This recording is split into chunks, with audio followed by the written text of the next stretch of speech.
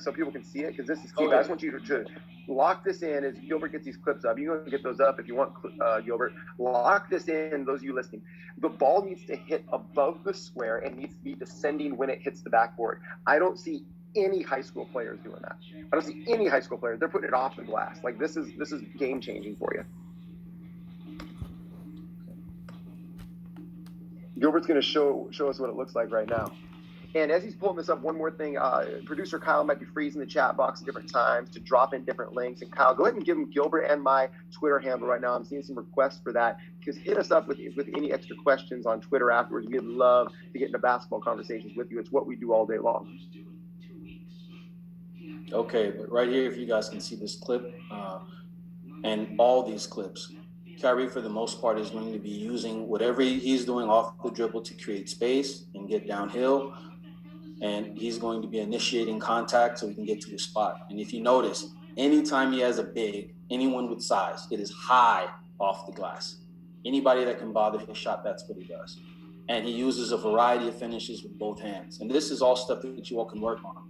The first finish before this one was a high extended finish, and then he uses a scoop. Then if you watch this here, he's back with another scoop, and he's able to do this with both hands, with his exceptionally skilled. I mean, there are not many people on the planet that can do all of this stuff.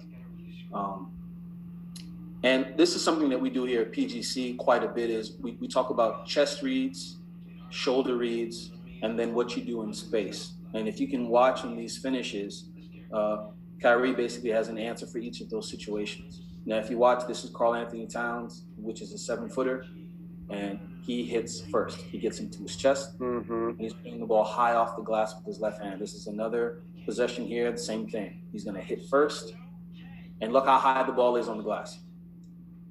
Left hand extended high. Gilbert, could you run that one back? Can we watch that one again and maybe just pause it right at the beginning? Because I know a lot of people got their notebooks out right now, and I want to make sure that they don't miss two great things that you said.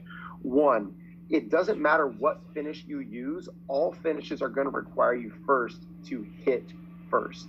So that's the first thing to write down, is get into their body first, especially if they're small. You got to hit them first.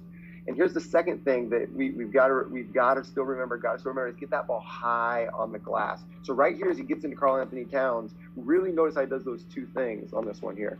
Gets into his body. We call that nostril time at PGC. Anytime you get around the rim with the shot blocker near you, it's nostril time. That means you go right at and through their nostrils and hit first. Sorry, Gilbert, I got excited. Go ahead. No, it's wonderful. And it is. Sorry, one more thing, Gilbert. Sorry. And it is in slow motion. We're putting it in slow motion, frame by frame, so that you can see it really, really slow. So for some of you guys are like, oh, it's going so slow. We slowed it down for you. Yeah, and then the beauty of watching this stuff, especially at this level, is he's able to do this off of either leg, changing the timing of the shot blocker. Sometimes he uses the same leg finish, or he goes conventional. He's able to go off of 2 feet, and also use both hands. And those things give you such a variety and a plethora of things that you can do around the rim, and it separates it. And you can see this is what we call cleverness. This is exceptional cleverness. And another thing I wanted to add is, and it's a very simple thing, is you always want to put the ball where the defender is not. It sounds very simple, but it's a very important thing, especially when it comes to finishing and ball handling, for that matter. You always want to put the ball where. That's a great point. That's a great point. I jot that one down. Put the ball where the defender is not.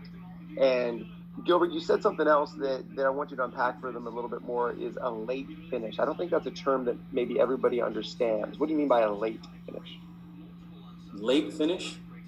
Basically, like, what it is a lot of this is timing. And I think what can serve a lot of you all is you have to fall in love with watching film. I think this is a great opportunity for everyone right now, all over the world, has a love for this game, is to fall in love with film. And what it gives you, especially if you watch it slow, is you can really dial in who's playing in the matrix, right? You hear coaches, high-level coaches all the time talk about the game is slowing down for a player, right? And you can see for Kyrie, like, he literally is moving at a different speed, and he waits allows things to develop, and strikes exactly when he wants to. There's a decisiveness about what he's doing, and a preciseness and exactness in what he's doing. And it's very late. It's delayed. He makes sure he's releasing the ball before the defender can get off the ground. He's making sure he's hitting the defender to make sure they're on the floor so they can't jump. And then he releases the ball. It's beautiful. I mean, just personally, I get so excited just watching this stuff, because that's how you can really learn how to be masterful as far as finishing around.